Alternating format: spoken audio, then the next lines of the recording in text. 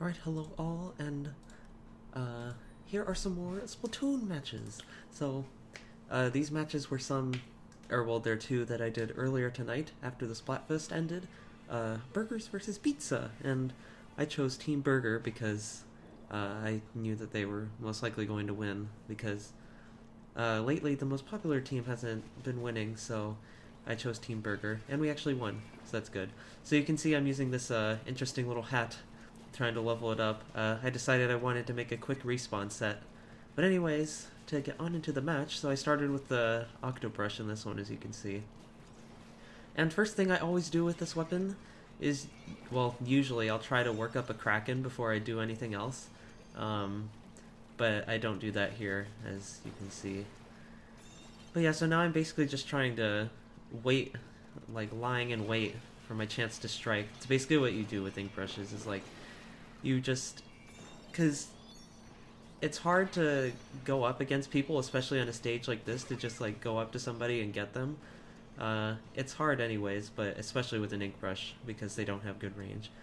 And so basically I just have to wait for my opportunity sometimes. But yeah, as you can see there, I got punished by that E-leader for just standing there trying to avoid death by those other Luna Blasters and such.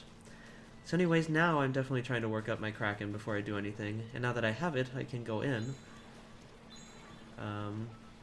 Oh yeah, so this guy has a Kraken down here, and so now I'm trying to chase this guy, and thankfully he fell through the grates, because that's the only way I was able to get him. So I got him before he was able to go through, and I traded with the E-leader down there.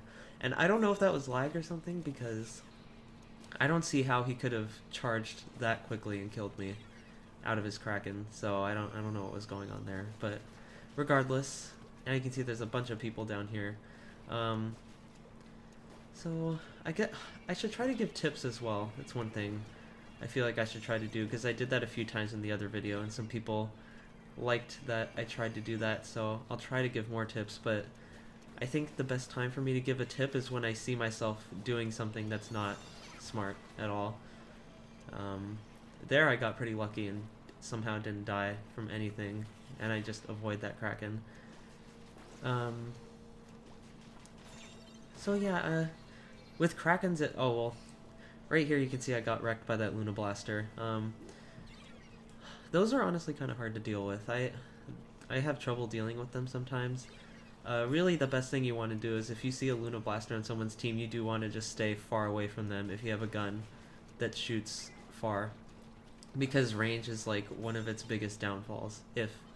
Well, it's like its only downfall really. In ranked like this, it's a very, very, very good weapon, as you guys probably know. A lot of people hate that thing. I don't particularly hate it, but I just don't really. It's just kind of tough to deal with sometimes. But oh well, some weapons are like that, and I don't complain about it. But anyways, as you can see, I traded with that Luna Blaster right there, and here I decided to jump to somebody's Squid Beacon to get back in, and I just put my own right there, just so they don't lose it completely. Anyways, once more, I'm lying in wait, seeing if I can help support my team in any way down here. And that E-leader totally saw me, as you guys could tell. Thankfully, I was able to escape him. And now I, once more, am lying in wait, being patient. That's another thing with ink brushes. You can be patient sometimes, and then there's also times where you can be really aggressive. And I feel like I should mention that, actually before I mention what I was going to say, so right there, people will often try to avoid your Kraken like that. They'll like sit in one spot trying to get away from you, and it's good to kind of try to predict where they're going to go. But because of like the new end lag that Krakens have once you come out of it, like you see how you couldn't move for a second? They added that in the new patch, and so you don't want to get too overzealous with your Krakens, because you'll end up like going too far into somebody's area or whatever, and then you'll get trapped in that end lag from the Kraken, and then they'll just destroy you. So for me anyways, if I do that and then I go in and try to get somebody with the Kraken, and I realize it's not working and I'm about to run out of it, then I run away. It's really like your best bet, otherwise you will die. So yeah.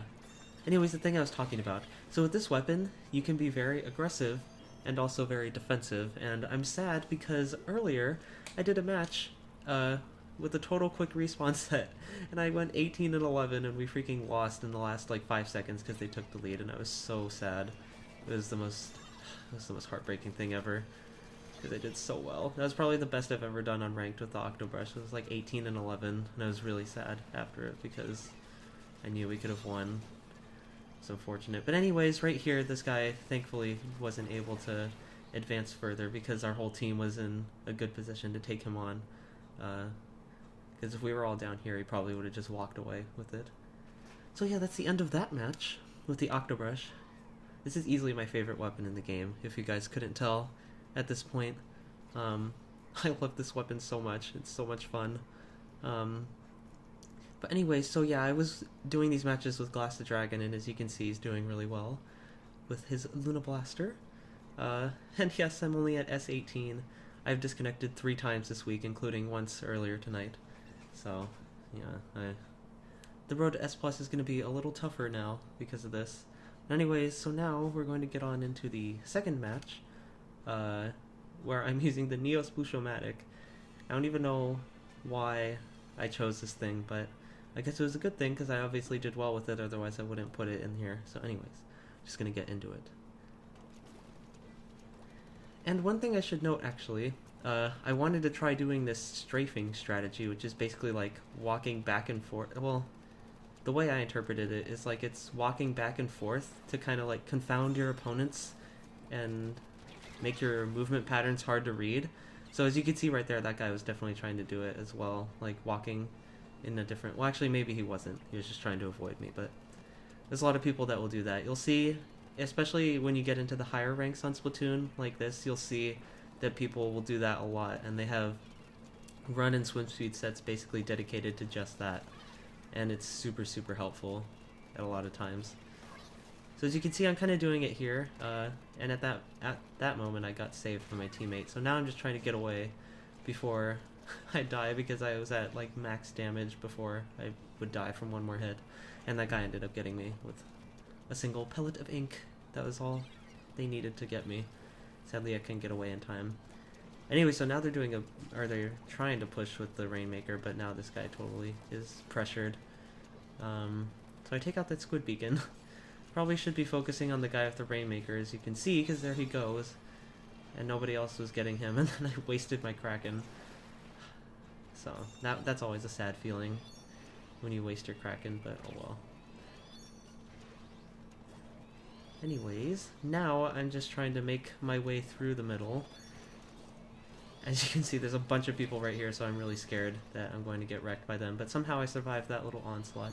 And I think right here is where I die. Or do I die? Yeah. Yeah, so that guy sniped me. So, there wasn't really much I could do there. I mean, honestly, the best thing that I could have done at that point was just die instead of running away and going back.